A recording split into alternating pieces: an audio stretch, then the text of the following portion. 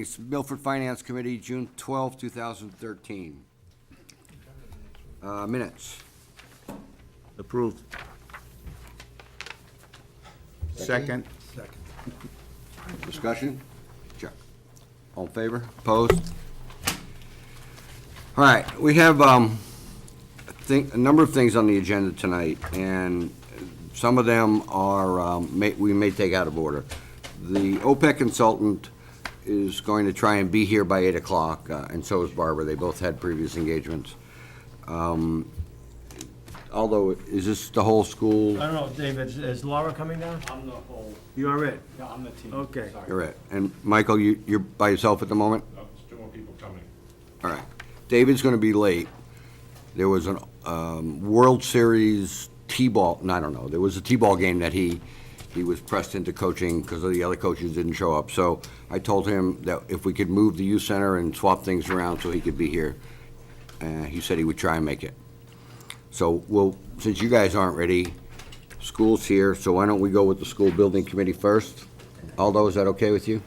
Yes. All right, so but before we do that, in your packet, I got everybody a copy of the presentation that Foxwoods made the other night, last Monday night at the selectmen's meeting. This is the exact presentation. Obviously, there are issues still to discuss. There's some mitigation that needs to be done.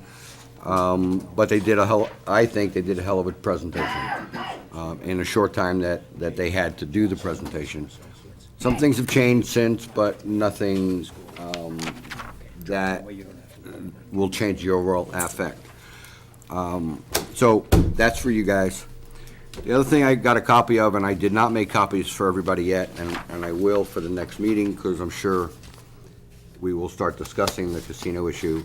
I talked with Priscilla, and I got a tax rate with the casino impact and what it would do to tax rates, tax bills, real estate, if all the money that comes from the casino is applied to the general fund, to the budget, right? And so it's pretty interesting, and I'll have copies for everybody at the next meeting. It'll be in your packet. I believe that since the total project has to be to the state by the end of this calendar year for the casino, that we may end up having a summer meeting to discuss the host agreement, because it'll probably be brought up at October town meeting if they can get it done in time. If not, it'll be at a special, because it's got to be done before the end of the year, and that means it needs to go to a vote before the entire town, before it goes to town meeting. So we have to be flexible, I think, this summer and see where it goes, because I'm sure we'll be pressed into service to talk about and discuss that in depth. All right, with all that said, we'll start with the school building committee. Come on up front, David. Sit right there. Mr. Chairman, this is David Krawitz from Jocelyn Lesser Associates. They're the project managers for the school project at this point. For those of you that are maybe new to it, that we are in the feasibility study phase at this point in time. And David will give us an update, I'll give you an update, I certainly had the update, and regarding where we are in this project and where we're heading, because we have a few dates along the road here that we're looking to meet because of the requirements locally and obviously from the Commonwealth. So there are certain dates that we have to present items to the Commonwealth, and you mentioned the fall. We have a target date in the fall too for a pretty good handle on the feasibility study. And I might as well just let David tell you, because he's certainly better at it than I would be. David, if you would, please. So I'll give you an overview. Please ask any questions. If it's too much detail or too little, I'll adjust. I'm just here to provide whatever information you want. So project is currently funded at $1 million. I'm sure you're aware which covers the feasibility study and schematic design phase. There are actually 3 submittals to the MSBA, which is the Mass School Building Authority, during that phase. The first was made and was completed, which is called the preliminary design program. And that's really validating that the square footage is consistent with the MSBA's initial assessment, which happened to be about 142,000 gross square feet. We think we can live within that, and outlines the number of classrooms and all the other spaces in the building, and marries that to an educational plan so that we're not driving the project with a space program, but we're meeting an educational need with a response that is a space program. So that went in, that was basically accepted. They always have some comments and adjustments, which we will, by agreement, address in the next submittal. The next round is called Preferred Schematic. It's a somewhat misleading name. It happens to be their name. It's really the feasibility study, which is when we review a number of options for how to locate the building on the site, determine which is preferable, most cost-effective, both initially and long-term. Some options will have an impact during construction, greater or less, and some may have a better long-term solution when the dust settles. So that is currently in process.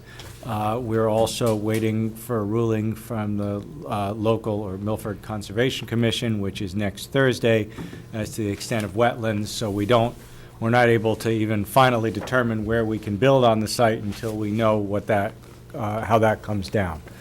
So we are looking at options, we're looking at layouts, we're looking at building blocks, meaning clusters of classrooms and so forth, to put ourselves in the best position. The next submittal goes into the MSBA on August 8th, and then the MSBA has a board meeting where the formal approval to move to schematic design begins in October.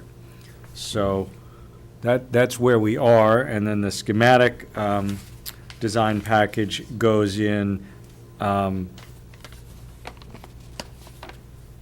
actually probably in December or so. So I'm not sure if that is the level you wanted, or if you wanted other specifics about the process. I'm sorry, go ahead. Well, we're still in the stage of trying to determine where or how we would situate a building.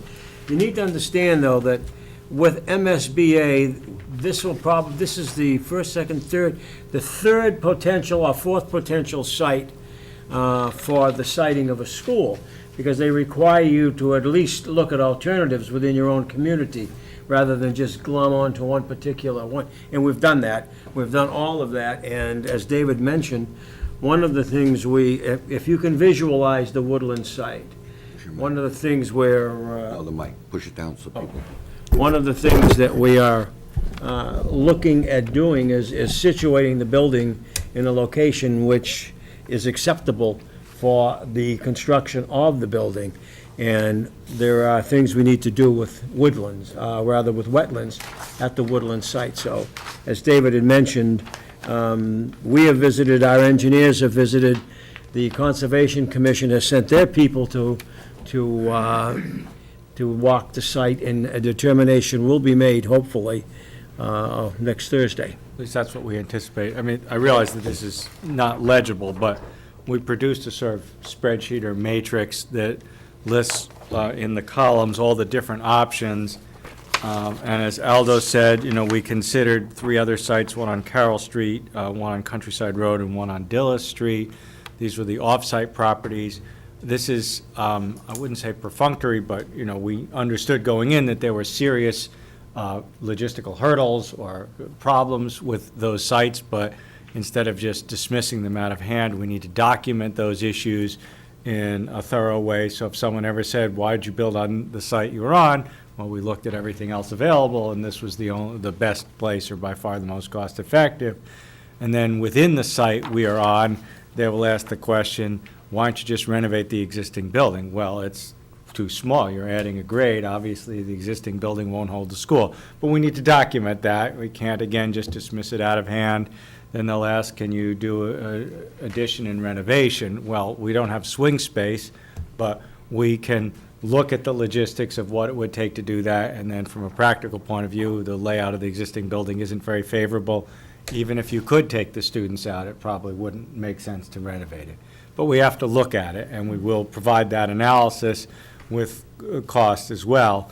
And then we look on the site where you can build a building, and that's where the wetlands restrictions do come into play. And, you know, initially there appear to be 3 potential locations. That'll probably get down to one that really makes sense, one that isn't as beneficial, and one that just doesn't work. So that, in the report, it's a thorough analysis, so that if any member of the community said, did you consider, the answer will be, yeah, you bet we did, and here's why it didn't work. You want to run this, or you want me to? Almost said, I can make available the schematics that David is holding if the committee would like them. I think that'll be important. We can get you those. That's not a problem. Or email it. No, we'll get them out to you. All right, We'll Phil. get them to you. Yeah, thank you, Mr. Chairman. Dave, could you just take us through the MSBA process? That You was- talked about schematics in December, and they're going to vote, I guess, in December. Now, do you go on a waiting list, and if so, how long generally has been the average of that waiting list? And at what rate of reimbursement are we talking about, and do the rates vary depending on the approval process? Those kind of just general questions on So process. I'll answer the second one first, because it's in front of me, and it's an easier question. The reimbursement rate varies by district, and I've seen it vary between roughly 20 and 80%. I don't know the precise MSBA formula, but it's based on local demographics and relative financial status of the various communities. Your base rate, which was established as part of the feasibility study agreement, is 55.63%. In addition, they give you a maintenance score, and that happens to be 1.31. And beyond that, there are incentive points that we can earn by doing various things. 2 of them, you get 2 points for providing a LEED certified building. We had a meeting this morning, and it's achievable on almost every project. Given the size of this project, 2% is worth $800,000 or $900,000, so it's obviously very desirable. Even if it turns out that the project is more expensive to achieve it, it will likely be cost neutral to the town in terms of the greater reimbursement, and then you have a more energy efficient, lower operating cost building. So it's almost always favorable to pursue the energy efficiency points. And the last one is also something that's already been voted, which is the use of what's called the CM, or Construction Manager at Risk Delivery Method, which we're currently in the qualifications process, but instead of a general contractor, which is a single lump sum bid fairly late in the process with fairly little flexibility, a construction manager comes on early in the process during schematic design as a consultant, and they advise on logistics, phasing, buildability, and schedule, and then they provide a cost estimate, which is a critical piece. They're not the only cost estimate, but we want their input early so that they're on the hook, and so that the budget reflects the real cost of the work. So schematic design is the phase at which the MSBA requires that we lock the project budget. And then, David, just follow up to that. Is that 55.6, is that already predetermined? Is that our rate, or is That's that your your rate. estimate? That's our rate. now, Okay. I have seen projects where the MSBA during schematic design will do a further analysis of your financial situation. It's not usually what's solicited, they just do that, and rates can vary slightly. Okay. But I wouldn't expect it to vary more than 1 or 2%, and we have no reason to believe it will change at all. But on Okay. one project I saw, they said, oh, here's a new rate, and there it is. There's not much negotiation in this regard that I'm aware of. Okay, good. But when I say so, your effective rate will be almost 60%, but take a note of caution that they do exclude various components of the project. The major ones are that they have a cap on their participation in construction at $275 a square foot. Since construction is running $340, $350 a square foot, every project, it's not specific to Milford, every project pays some percent of construction that's not reimbursed. They also have a site cost cap at 8%, which says that the cost of site work relative to the direct building cost can't exceed 8%. There's no project we are aware of in the state, we have 17 of them active in our office, where they did not exceed that cap. It will not be a failure of your design team if that cap is exceeded. I'm doing a project in Stoneham and Newton, which have incredibly small sites, and we still exceed the cap, because you have underground water retention, you have retaining walls, you have certain logistics and curbs. On a bigger site like this, you're going to have roads and parking and paving and fields. Every site exceeds that cap. It's, we do our best to control it, but it's not possible. They will exclude some other things. There are parts of hazmat that they will exclude on the theory that some towns will defer remediation, hoping to get the MSBA to pick it up as part of a project. They have theories on many things. The ones you will not see a problem are our fee, which is capped at 3.5%, the architect's fee, which is capped at 10%. We will not exceed those thresholds because we can control it. But we can't bring in construction cost under a threshold that is based on numbers that at the very bottom of the recession proved to be accurate and have no bearing today. Okay, in terms of the approval process, Dave, how does that work? So the next round is when the MSBA will hopefully bless the preferred schematic, which is say within the site, Yeah. what approach do we recommend? And at that point, there is a preliminary cost, but it's not binding. It's to give them a sense of where the project might be. And if they think we're being excessive, they will let you know. We are aware of the levels at which they think it's excessive, and nothing about the Milford project has indicated a desire to load this up with anything that's other than what's necessary. So I don't anticipate them having an issue, but they can, because until their metrics, which are really the hard bids that come in on other projects, support the projections for future costs, then there's a lag, and they sometimes will say, wait a minute, we thought the numbers were lower. If they push back, we will. Dave, say it be schematic in December, it gets approved, we go on a list, January. or Jan, we go on a list, and then. There's no list, it's just a No list. board meeting. And so the You funding go. is available at that point in time? That's when they approve what's called project scope and budget, which they're saying you may build X number of square feet, and it will be a number like 137,963, and not a penny, not a square foot more. And they will approve a budget which will be to the dollar and cannot be exceeded throughout the project. It is absolutely locked. If you wanted $1 more in total project budget, you'd have to go back to the MSBA board, and they wouldn't look favorably on that either. So obviously, we don't want to inflate a budget, but we also want to make sure it covers whatever may come up. And when do they fund that, Dave? I mean, in years past, they used to fund it over a 20-year period. Not- They will pay you back as you submit monthly. Every month. Yeah, which I thought was the change, that's what I was trying to get to. Every month you submit, yeah, I mean, your cash flow basically is that you submit 1 month, and let's say you submit $1 million, and in simple terms, they're reimbursing at 60%, so you get back $600,000 the next month when you submit your next $1.2 million. That's what And it happens. runs So- like that. And again, that is different from what they used to do in the past. Absolutely. Yes. Yeah, Right, but okay. that's been true for the last two projects, I Yeah, believe. okay. So in terms of, they don't fund interest expense, I guess, since they pay as we go. Yeah. Yeah, they, We okay. don't. Good try. I know, I was trying. But it's good for Albert. us. Yeah, no, it is, I just wanted to get it. If, and I know this is a fuzzy number, just like we keep saying, Aldo, 45 million.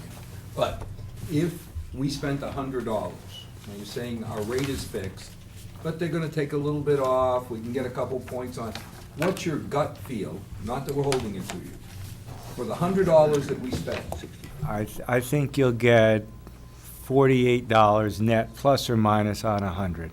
I think you'll net a little under 50% is an informed guess based on, again, the assumed exclusion of the gap between 275 and 340, 350, You're saying and so around forth. just under 50%. That's a guess on a total Is what product. we can expect Yeah, it wouldn't be calculated that way, but I think the net effect, if you just said, as a percentage of the total, what are we actually getting? That's Second my question, Are we now educated at a guess. point where we're saying it's a new school at Woodland? Well, yeah, I was gonna get to the same question. Are we not there yet, or I'm hearing the words coming out, and it sounds like somewhere on the Woodland site, we're getting a new school. There's a process. We're going to submit what we believe is in the best interest of our community. And David mentioned the idea of possibly building on-site. It still has to go through the school building assistance people. And that's in October. And that's, when's that gonna be, David? In August, we'll submit the recommendation Right. August, okay. to the school building authority.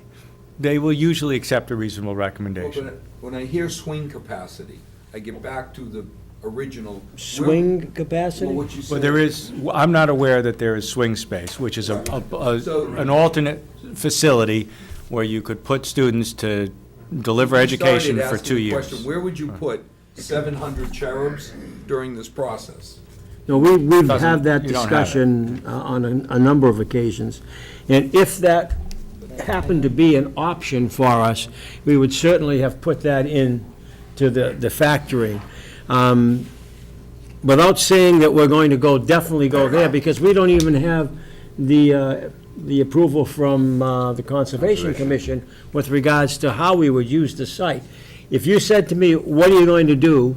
My guess is, my best information to you would be that we're going to be at that site, in some location at that site. There is no swing room for us, and we've had discussions about getting other property, but we don't want to spend any money that, to improve a property for an 18-month or 24-month use factor, and then when we walk out, we do nothing but have rent receipts for what we've done, and then have all the reconstruction That costs. makes So, perfect what And that probably David, wouldn't be reimbursed. If Right. you had swing space, the cost of the swing space Well, I would just would remember not we be did covered. Brookside, which was half this number of children. yeah, but if We you, built half a school. but if you recall, we had just come off the reconstruction of Memorial School. We still had the portables there. We renovated Well, the but that's my lower point. section of the We high built school. half a school. Right, we had And an that was area our for those young people. Today, we don't want to We're build another using it half. all. Right. We're using it all. All right, anybody else? Chris? Just a quick question about the $1 million that we appropriated. Is that pretty much gonna cover up till December? Is that what the time frame period? Yes. Yes. For that $1 million? And is there any guesstimate on what percentage of that million is gonna be used? You might have 150 left or so. We've only committed about 650,000 to date, but I'll give you an exact number. You've committed 661,000. But I was looking about 850. I would guess 100 more, maybe, plus or minus. In the schematic design phase, the consultants have follow-up. So the simple thing is, right now, they have some amount of traffic studies, borings, hazmat investigations, so forth. Depending on which location on the site we pursue, then their engineers will submit fees to develop the design in that location, and each location has different needs. So that's why I'm not being specific. That's fine, But as long as there's- something's come back, we're but not coming. you'll have you're not something gonna be looking for left. any more, is Oh, no, what- no, we don't do that. You won't have, we're not in the more game. This is, we live within budgets, it's a comfortable budget. What you have left will roll to the next phase. It Anybody else? becomes part of the total project. All right, a couple of questions, David. Back to Albert's question about the refurb versus build new. I guess when you submit that report in August and it gets, whatever recommendation you guys make gets approved, could you be so kind, Aldo, as to get us copies of that? So we can Absolutely. review? You also mentioned $275 per square foot as an average cost. That's a average reimbursement. participation threshold. It's That's what not an they'll- average That's what cost. they'll reimburse. So my question then is, what is the average cost per square foot to build a new school? 300. No? 340 to 350 would be the best range I could give you today. It's like 3.5 times what it costs to build a house. Why is it so expensive? Well, it's commercial construction. It meets different codes. It's a Prevailing wage. It's prevailing wage, public bid job. It's a steel frame concrete slab building.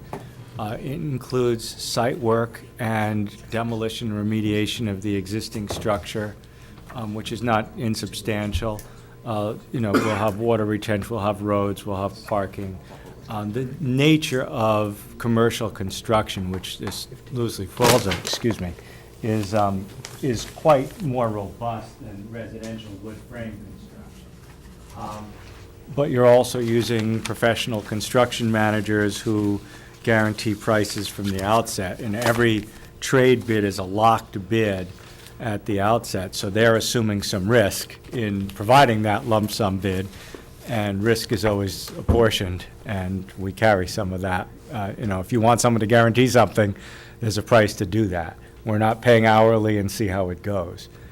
So that you talked about the cost and what was included. You mentioned mitigation of the existing facility. That is part of that cost. Yes. When the way costs are averaged, even if, let's say you have a 60,000 square foot roof, if we tell you the cost of the roof, we'll divide it over the full size of the building, which I'll nominally call 140,000 square feet. Even though it's not a 140,000 foot roof, just to normalize everything, when you say cost per square foot, you use the gross square footage of the building. So everything is done that way just to have a normative metric that we can use from project to project. So you could say, cooling is $5 a foot and concrete slab remediation is $4 a foot, and it just, there are rules of thumb that you can use I quickly. understand with that. Okay. So that happens in August, and you said by October, you're going to submit a schematic, or by December? December we'll submit the scheme. In October, the MSB board will vote to say, yes, So go to December. schematic. We'll take a couple, now, we may jumpstart that a little bit and let the architect run, because as soon as the MSBA staff tells us that we're good to go, we don't always wait for the formal board vote, which is basically a rubber stamp. We wait for the staff. Define schematic. Schematic design is the location of each room within the building on each floor. So floor plans of each level with the real size, with all the functions defined: restrooms, structure, corridors, janitors' closets, mechanical spaces, and so forth. The building is located on the site. All the roads and other site features are defined. And the most important part is that the full scope of the project is defined at some level. Now, it may not all be drawn, but there will be an outline specification that says the mechanical system will be as follows, with displacement, ventilation, and so on forth.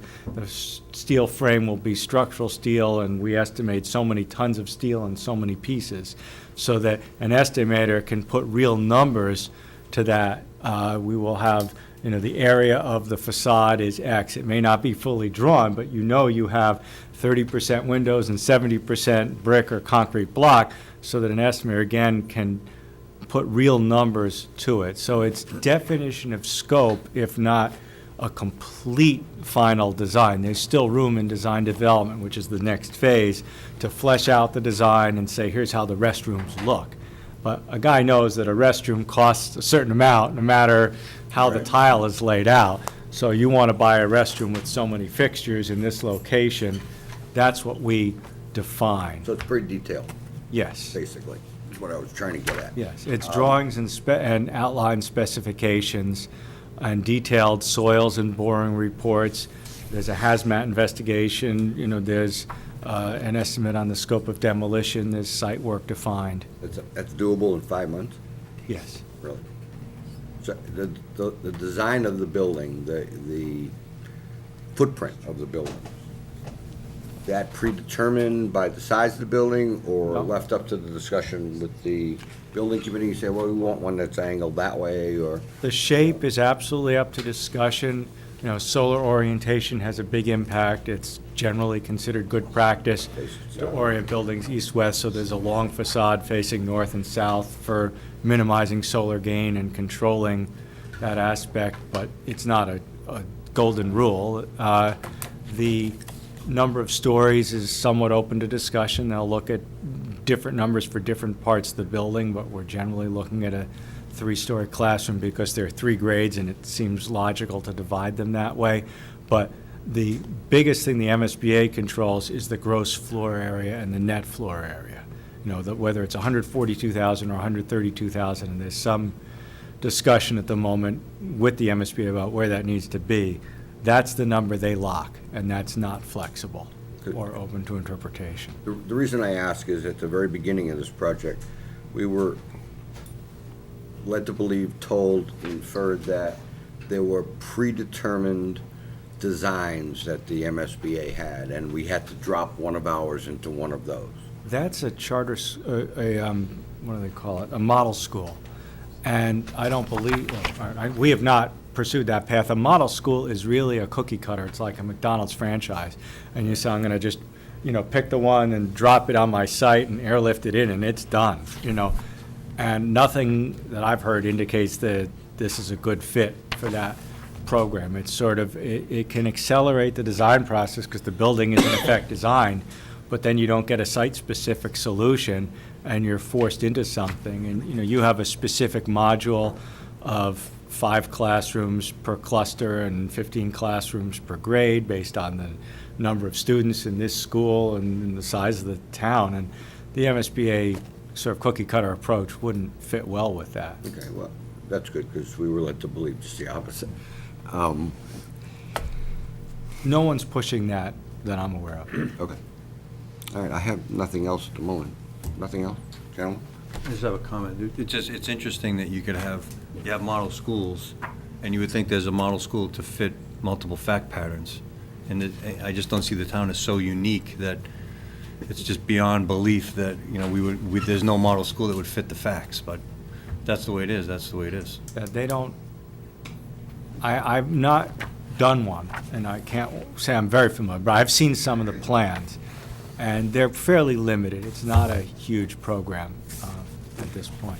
And you understand, as far as I know, this is, one of the largest elementary schools in the state, because you're pushing all your students pretty much, I'm doing a project in Newton right now, and they have 15 elementary schools. This is, as far as I know, the only elementary school serving 3 to 5. So it's a very different approach. There's no right or wrong about it, but, they're trying to serve communities which have very different ways of delivering elementary education, and some of them have very small schools. This is quite a large elementary school for only 3 grades. So maybe we should have taken a different approach, huh? Built 3 schools, small ones. One in each neighborhood. It would cost you more, I'm sure. I'm sure it would. I mean, you'd have 3 kitchens and 3 of a lot of things that you don't want. This is more efficient. I know. I was just fooling around. All right, if there's nothing else, David, we really appreciate your time, and I'm sure Happy to be we'll here. be asking you to come back at a later date to give us some more detail. We'll be back as you need. Thank you. Let me give you a card. No, I, 45. I don't know if anyone. Diana has the, $345 per square foot. I say Krawitz, but you can. Thank you. it's easy just to call Dave. Yeah. Better than Boyd.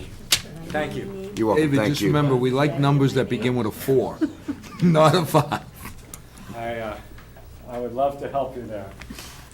We need to anticipate the future market, which I wouldn't want to tell you where the Dow will be in 2015, but the construction costs are anticipating a market that's a year and a half ahead. And they've been going up fairly substantially. So there is some, guesswork in the escalation. Aldo's got a wide berth starting with a 4. I don't want to put a, I don't want to No, misrepresent.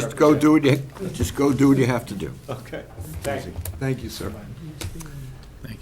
Okay, that was good. This for you, Mr. Chairman. Youth Center is here. David is here. Please, gentlemen and ladies, come up. Lady.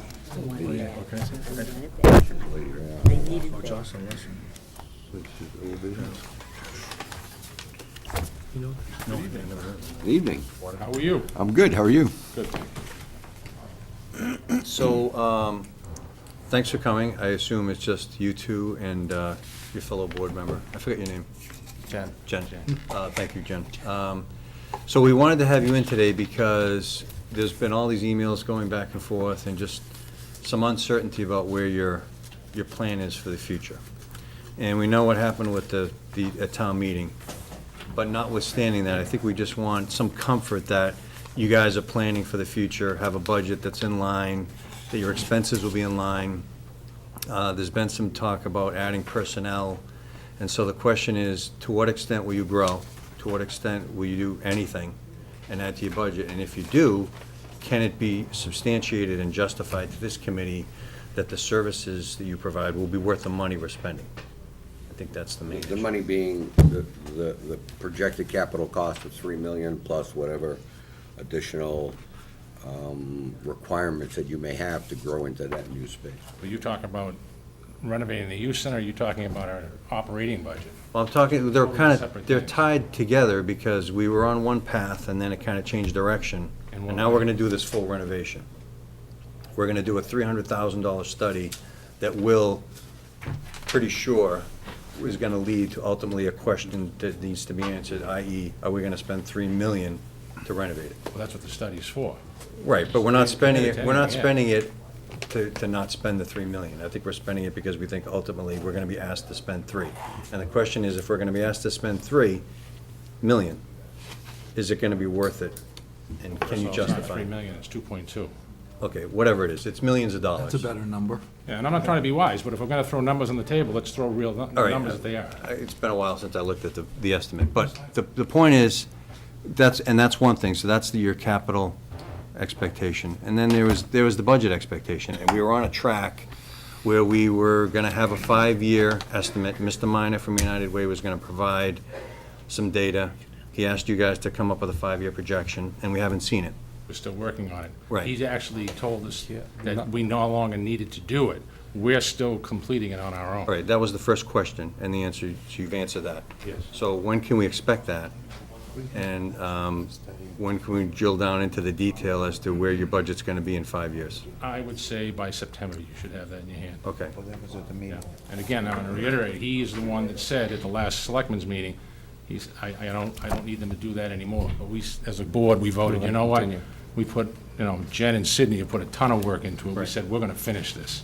Well, that was the point, and the email seemed to say something a little different, that it was kind of, because of what we did at town meeting, it went in another direction, and it seemed that your 5-year projection was gonna be scrapped.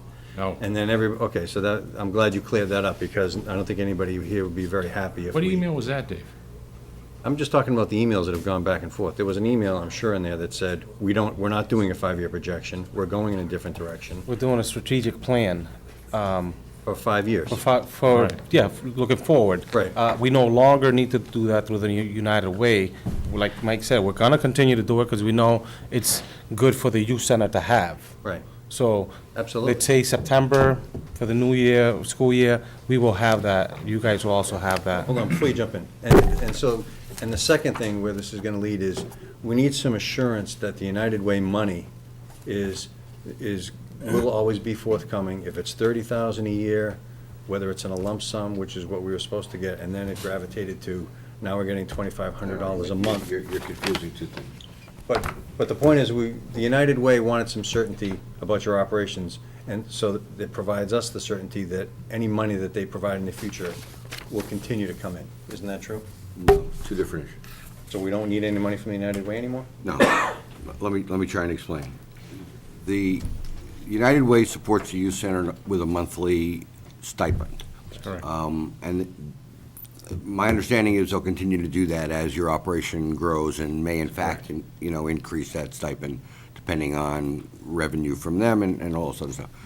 The money that we were talking about was the $60,000 that was put up by the town 2 years ago to bail out the youth center to get them to ground zero, where Mr. Minor said that he would reimburse the town at $30,000 at the end of 2012 and $30,000 at the end of 2013. What we now understand is that He's going to reimburse the town starting July 1st, 2013, which is FY14, at $2,500 a month for 12 months. My only question, or our only question was, well, his commitment was 2 checks, should have been paid by now. Is there an issue? Is there some hesitation on his part to pay the town back based on what your performances have been, or going to be, or will be? No, he's That with us that was now. my only question, and I didn't know why, or we didn't know why it was being paid over a monthly cycle as opposed to, here's a check. I don't have the answer to that, to be honest We with you. invited Mr. Minor here to ask that question, and I would have, it would have been good to have that discussion at the time. Understand that the $60,000 was already spent. It was a commitment that was made, it was a handshake commitment, and we, as the oversight committee of the town, just wanted to know why it hasn't been, and why is it going to be paid the way it's going to be paid. Be that as it may, I mean, that's a discussion between Paul and the accountant, Mr. Minor and the accountant. What our big issue is, and will become, is that if we're going to spend the money to renovate the facility, and my guess is we're going to spend the money to renovate the facility, from a return on investment point of view, and I know we're not talking about dollars and cents return on investment, from a program return on investment point of view, we want to make sure, and we want you guys to know, or make sure, that your plan to utilize that facility to its fullest, because of the renovation, is understood and planned for. And I thought that was what the operational plan that Mr. Minor was looking for, was interested in, and if he's not interested in that anymore, we certainly are, and I'm glad you're going forward So with aren't it. we? Yeah. He should be. Yeah, and I think when you see it, all your questions will be answered. Awesome. Because this committee wants to advocate for that facility and that organization. And I've said it before, and I'll say it again, we spend money for his salary, we now budget for the utilities. If you came to us after the renovation and said, in order for us to do this operational plan and grow this organization, we're gonna need a budget of X, Y, Z to do that.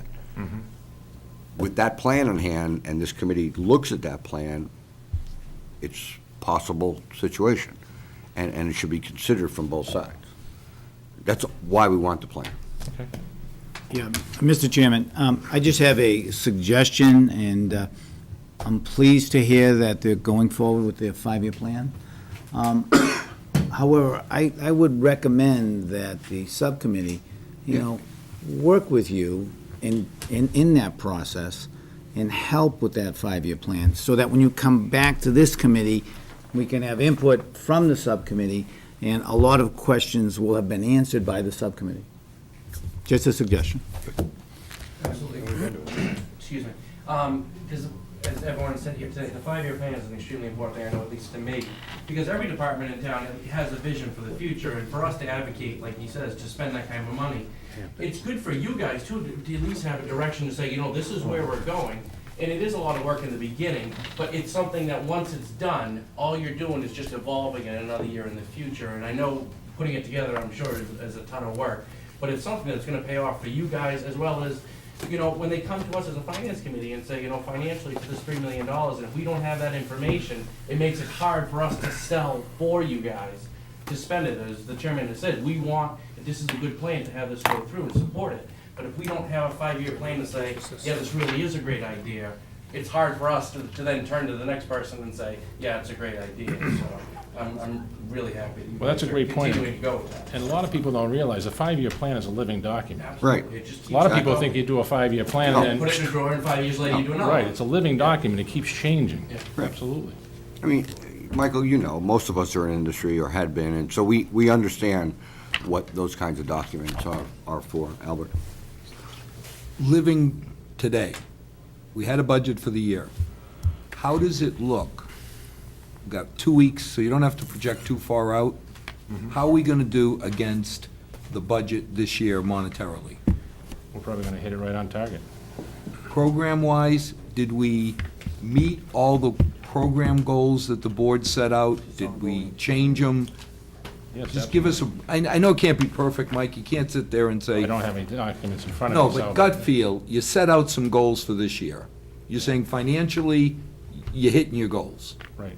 From a programmatic standpoint, I mean, Sydney, give me your gut Summer feel. camp is the big Did we one for me. get everything done we wanted to? Did we do more, less? I think we're right on target. I think we're right on target. We got summer camp coming. That's, you guys know, you guys look through all the finances, a projected surplus, that's for sure. Now, looking, if I may, one more, looking towards 14, do you see any big landmines or, besides the renovation, I'd like to keep that separate, because we keep confusing, but next year, you have a budget laid out. You have program goals laid out. You're 2 weeks before you start them. Do you see any big risks coming? Not at all. You're pretty confident Oh, that? absolutely. It really doesn't change that much. Mike, I hear you. I just want to hear from Yeah. you and Sydney to Yeah. say, we got 10 goals, we got $100 to spend. Right. We really believe it's not like It's not that complicated. before, Oh. you could have run into an issue of the roof falling in or something, but if you take those off the table, you feel comfortable for next Very. year. Very comfortable. Very comfortable. Well, that's a lot nicer than 24 months ago. Sure is. A lot of work. And I think if Mr. Chairman, if we could work with you guys and Zach, just to get a projected budget for the next year, that would be very helpful. Sure. In some of the emails that went back and forth, I think Brian Murray from the Selectmen said that the Selectmen feel comfortable that the United Way will always be behind this. So, for the record, we can, if that's what they're saying, we have to believe them. It was easy. It was.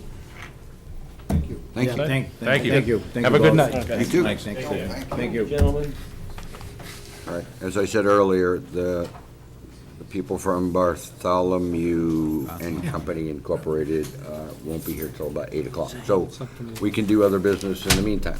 do it. Let's do it, because we're No, I get the almost economy. getting out of here. Yes, the we game. can let Diane. I have this huge bet with my cousin in Chicago. $1.50. Touch the cup. 2 hot dogs? Chicago. No, he's coming here to do volunteer service. No, governor.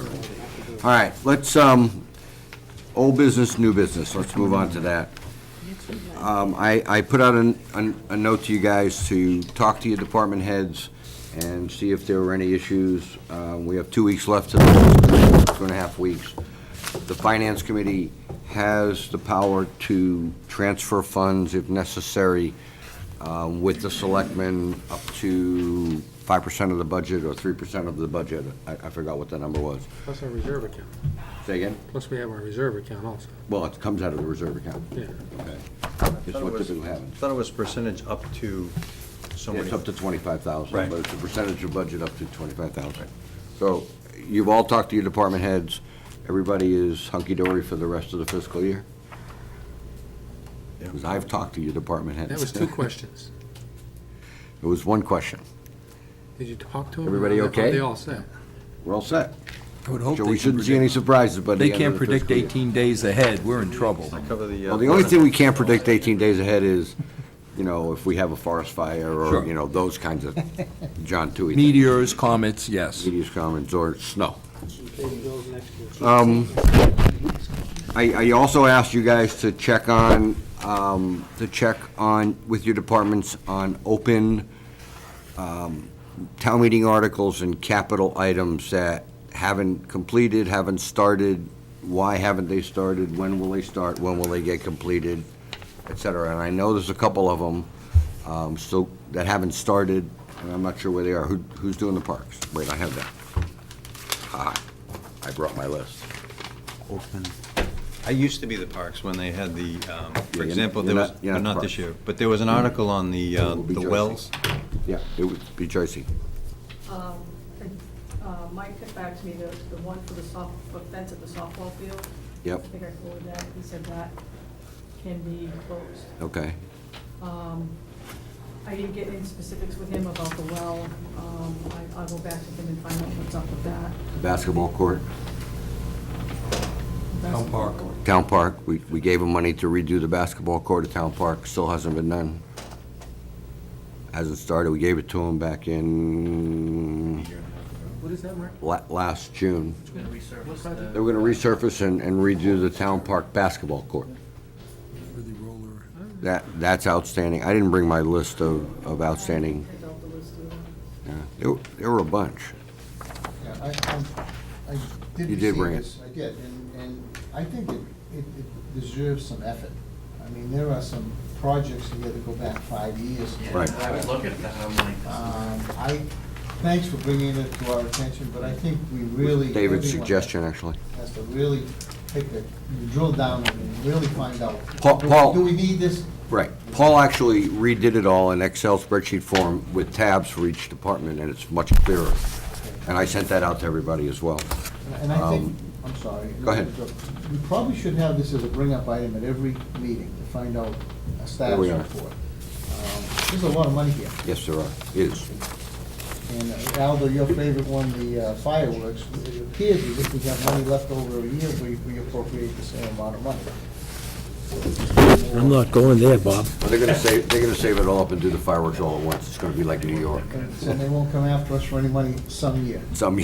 No, seriously, I think it does require follow-up. It does, and that's part of the theme for next fiscal year. The subcommittees really need to get more involved in it, and when you have meetings, everybody needs to be informed of the meeting, and everybody should try and make the meeting, because there's too much history on this committee to be, to not be available during those meetings, I think. And that's why I've basically left the committees the same. We'll change them around hopefully a little bit this year, but the history plays a very important part, because, we don't keep very good notes or very whatever, so it's he said, she said, and when you have guys like him around, he doesn't forget a thing. So he brings it up, and it's awesome. Joyce, I emailed from the long-term planning capital to Mike Brashani, and he said they're gonna have an update of their capital needs the end of this week. Okay. So I would assume he's gonna send it to you first. Well, but my suggestion was that Should it see goes it. from you first Okay. as subcommittee, so it's made the assumption it doesn't change, and then to our long-term planning committee. All right, I will ask him to do that then. Yeah, we're going through, like with the fire, we asked the chief, we're bringing one department in every month, just as we had promised, 3 times, hopefully 4, but at least 2-3 times a year to go through the big budget items, just to find out, are there any shifts, can a truck go 6 more months? Do we really, we have the youth center, and we asked the selectmen, is this your big one?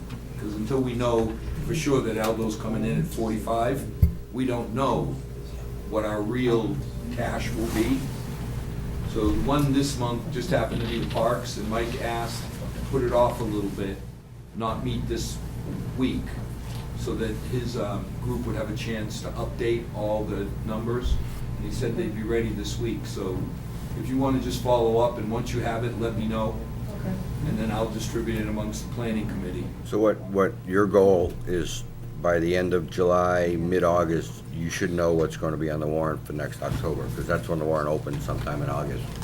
And, Yes. and the way you should plan it is, hey, team, this is the only things that can go on the warrant for next year, Except for meteors and comments. except for meteors and comments, and those departments should agree with you, and not surprise us by putting other things on the But warrant. again, we'll go back through the subcommittee chairs, so if Right. it's something that we're not in perfect alignment with Bobby's committee or Joyce's, we will then go back and advise the committee sub-chair that, hey, by the way, they want to spend $100 on this, and we don't understand the priority. Because we have a finite amount of money.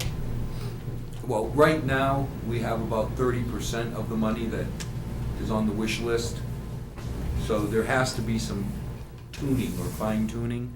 But that happens all the time when, like, the chief has been great at, chief, can you put this truck off a year? Can you move this to there? And that has a big effect. So what we want to do is be able to have a baseline document that we can share with each sub-chair, and any comments, concerns, questions we have, funnel it back through the chairs months earlier, not the last second. Right. And the goal is obviously what you said, that we can have an informed opinion when we're making, recommendations for what goes on the warrant. Correct. All right, any other old new business that I didn't talk about except for the subcommittees for next year?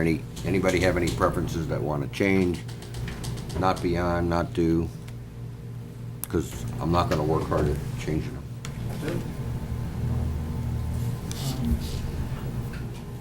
Nobody has the list except me, right? I was gonna say, who's on the Uncle list? Phil. What are we on? Mr. Chairman, I was thinking of getting involved with the school subcommittee. Really? I had a conflict in the past, and I'm pleased to say that my wife is retired as a teacher. So you're a kept man now, right? We are heroes. Thank you, and I have no conflicts. All right, I'll certainly make a note.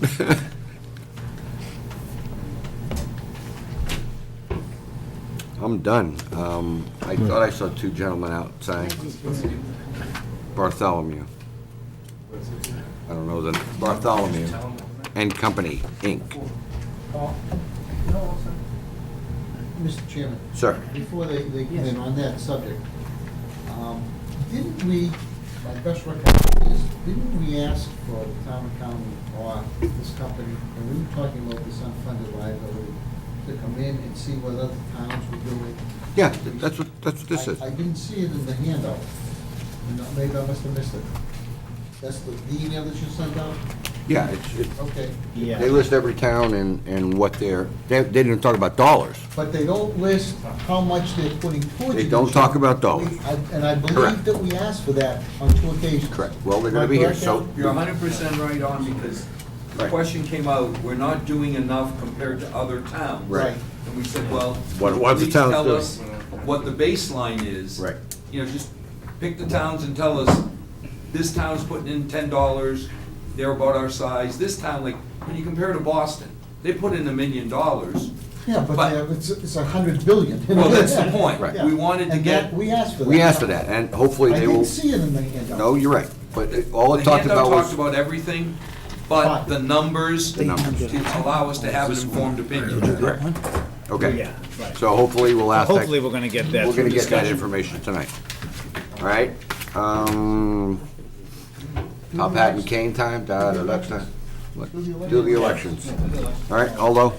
Okay, Mr. Chairman, members of Moving the, over to the esteemed chairman of the election subcommittee. thank you. I've asked for individuals, and I'm prepared at this point to put forth a slate listing the individuals that have expressed an interest in serving on the following areas. The chairman, Mr. Shane, has agreed that he'd like to have his name placed in nomination. The vice chairman, Mr. Correa, has indicated that he would have his name placed in a nomination. Under the executive committee, David Morganelli, Chris Moran, and Phil Simicoli. That's what I'm prepared to put forward. And obviously, if anyone around this table wishes to have their name added to the list, I'm not accepting any deletions.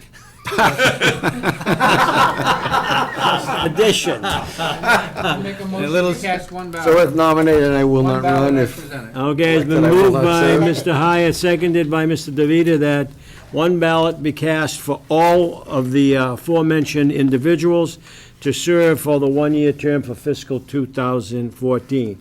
Any discussion on the matter? Only Hearing that, one discussion. go. Maybe I'll talk about it after. Go ahead, never mind. We're going to vote on this, okay? Go ahead, vote Anything on it. else? Hearing none. All those in favor? Anyone opposed? It's unanimous. Congratulations, it was a very well-run campaign. I gotta go take my signs down now. I just had a question that maybe, as we have a full committee at this point in time. What? Oh, give me back the meeting, please. Oh, I yeah, turned it over to you. it's all yours. All right, thanks.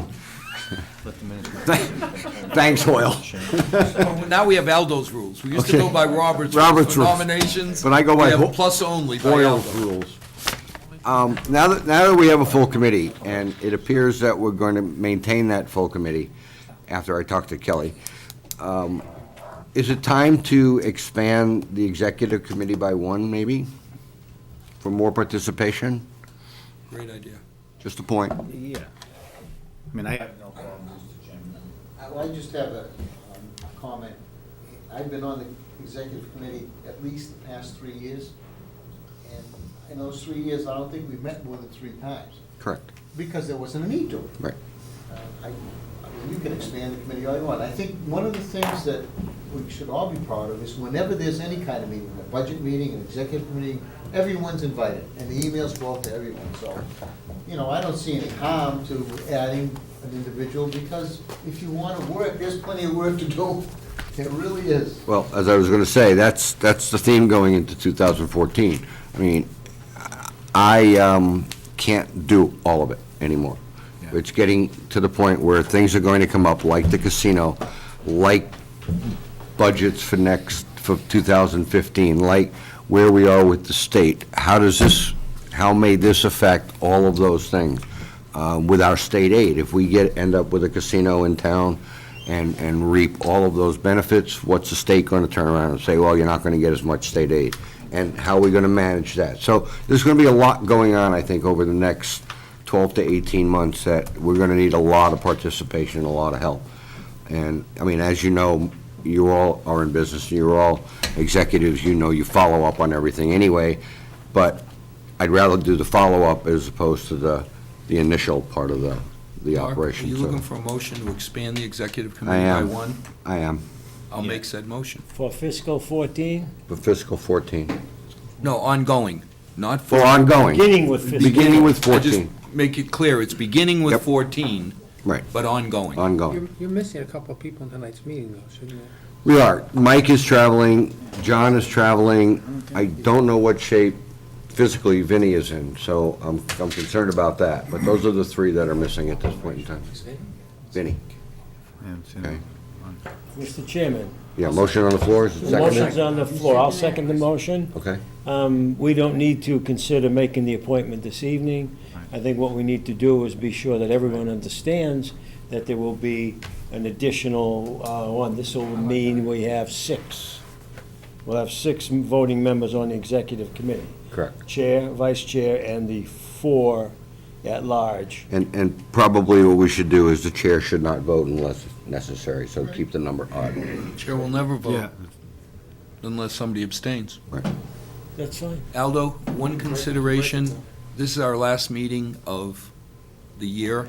The only caveat I would throw is, I think, since the exec committee meets in the summer, if it meets, we ought to consider tonight appointing the extra member, only because, I would agree with you wholeheartedly, except for the fact that we don't have another meeting before the summer. Is there somebody that wants Is the there someone who job? wants to be on? Yeah, is there somebody that's- that wants the job? Willie, Willie? Well, go to it. I mean, as far as I'm concerned. if- I think John's traveling a lot now, and he has he and I have to have a discussion about that. Mike is traveling a little bit more than he originally planned since he moved back to working out of Sudbury, but he's down in Washington a lot. So neither one of the 2 gentlemen, I think, would be apropos for the executive committee because of that commitment right now. And as I said, Vinny, I'm not sure where Vinny stands health-wise, Can we so, vote on Al's motion? absolutely, And then we can absolutely. nominate and vote on a, If there's no other discussion, there's a motion on the floor and seconded to expand the executive committee by 1 for FY14 going forward. All in favor? aye. Opposed? I'd like to Mr. make a Chairman, I nominate, yeah. Kincaid. Did you want it, Billy? Sure. You got it. I mean, Second. Nomination. A lot of seconds. I'm twisted. Any discussion? All in favor? Opposed? Okay. Jerry, the kingmaker. There will be a light reception upstairs after the meeting. No, we're gonna take that $100,000 and go on that Las Vegas junket we talked about. Oh, sorry, not you. Did you tell them that the newest member on the executive committee is responsible for coffee? I did. You didn't hear it. You're not the newest. He is. The thing with the handle, what do they call that? No, Box of Joe. Yeah, box. Watch out, we may reconsider. That was my idea. That was my idea. Waiting for Barbara? Well, why don't you invite them in anyway? Good stuff, isn't it? Good stuff. I don't think they want to post a presentation right here, but maybe they can introduce. Okay. All right, well, either way. The other thing that, Should we set up another chair up in front, or? yeah, should be 3. The other thing, other item I did in passing in town hall this week, or last week, before Barbara moves on to Attleboro, I believe. Taunton. I asked her to update the long-term capital spreadsheet, right, that's what I was looking for. We discussed the savings that she's negotiated on some of the long-term debt. The savings is about $856,000, but it's not all 1 year. It's over a 10-year period. So it'll average about 100 and change a year for capacity, which is fine, and we didn't have to rewrite the debt to the point where it got extended out, so it's the same time limits for all the debt. She's trying to work that, and she'll get it to me as soon as she can. She also offered that anytime we need her to come in and give us a discussion about something, she'd be happy to do that. So, That has nothing to do with these guys. no, nothing to do with these guys. These guys are the people that manage our OPEB account. So, I guess I don't, they're reporting out to us tonight, is what they're doing? no, last meeting, we had some question about where the money goes and how is it spent and how is it relative to other towns. So these are the consultants that manage that. Gentlemen, come in. Thank you. I mean, it's up to you if you want to wait for Barbara. We were instructed to wait for Barbara by Barbara, but we're happy to chat a little bit if you want while you keep things moving along. I think we can get it all done before Barbara shows up. I don't think we're waiting for Barbara. We're not waiting for Barbara. I was gonna go my brother's share, but I didn't think it was. Gentlemen, right up front. I mean, I'm sure the game's already started, huh? Hasn't started yet? Hold on. It's gonna start the next. Why don't we do that? Why don't we do that, you know? Do the generic stuff first. I'm just trying to figure out how to do it. Okay. Chuck, give me half. Just give me half. I can get the score, I can't get the line. All right, is this, Oh, his. huh? I sent it out to everybody in email, hoping that everybody would print it out.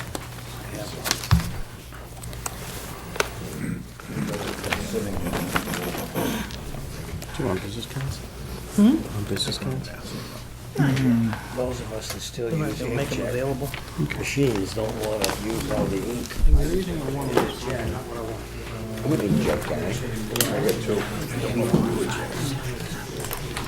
You take one. You need to keep one.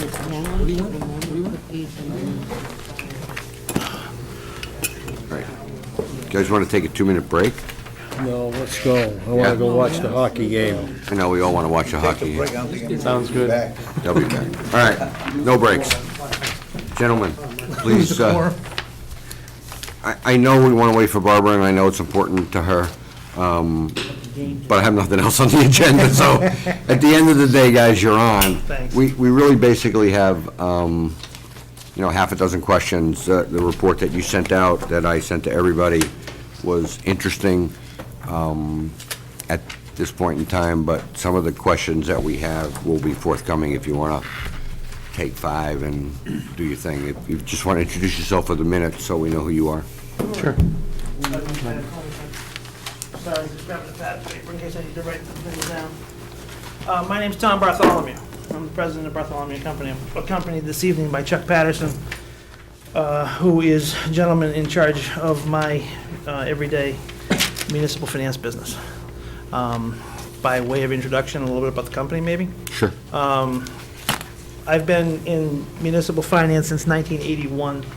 I was hired fresh out of college, shortly after I graduated from Assumption College in Worcester, by the Worcester County National Bank way back when, in municipal finance and government banking. And in some way, shape, or form, for the last 30-odd years, there she is. Here I am. Sorry, Barbara, we just got started, so you didn't miss anything. Doing a little intro. Go ahead, go for it. Good, thanks. I've been involved in municipal bond underwriting services, banking services, and most recently for the past, since 1985, I suppose, 1994 in Bartholomew and Company. That's 19 years working in helping folks invest, individuals invest their money in municipalities. Today, of the 351 cities and towns in the Commonwealth, our company manages portfolios for some 150 or 60 of them. Included in the packet that we sent to you electronically, and we handed out a hard copy of it this evening, is a representative listing of the communities that we do business with. About 6-7 years ago, as part of our business, we became aware of the fact that the Government Accounting Standard Boards had recommended that we all, in the communities, I live in West Boylston, Massachusetts, begin to account for our unfunded health and welfare liabilities for our employees. They call it the OPEB accounts. It's become a much larger piece of what we do today. Today, of the nearly $1.1 billion in assets that we manage in our company, we've got somewhere between $40 and $50 million in OPEB balances from many Massachusetts communities. About 50 of them have begun to fund OPEB accounts in the past 3 or 4 years. So everybody's kind of starting off slowly, but it's becoming more important. The rating agencies are looking at it. The Government Accounting Standing Boards have been looking at it a lot. And people are finding ways to begin to fund these things. So under the Mass General Laws, Chapter 44, Section 54 and 55, we manage regular money. There's, as Chuck can explain, if you need us to, you tell Mr. Chairman, if you want us to walk through how this whole thing happens and how you got where you are today, or do you all understand that? Well, I think we all understand where we are and how we got here. Okay. The biggest question we have is... Where we're going, how we get there. Right. What do we do now and how do we get there? Well, it's, Or why should we get there, I guess is the question. Good. That's a good question. That's, we're not going to get there. Right. Okay. We all know we're not getting that. there. Right? I don't know, I forget, you told me what the liability was. $58 million in this community. And I was in a meeting yesterday on the Cape with the association, and I asked the question of one of the groups, about 100 people, how many people have OPEB liability over $50 million, and half the hands in the room went up. How many over $100 million? And maybe 20% of the hands went up. I went for $1 billion, but nobody raised their hands. We all know you're not going to get there. The rating agencies, however, just like unfunded pension liabilities, they want to see an effort. They want to see a recognition of the responsibility. And then that we're hired to help you be a good steward.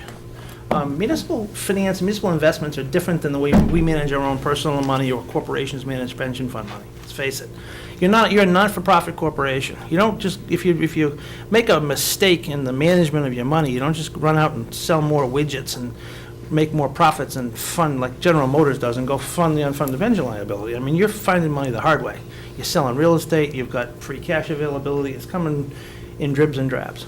So we don't want to take, we've decided our approach is going to be much more conservative than traditional long-term investments are going to be, because it's harder to fund.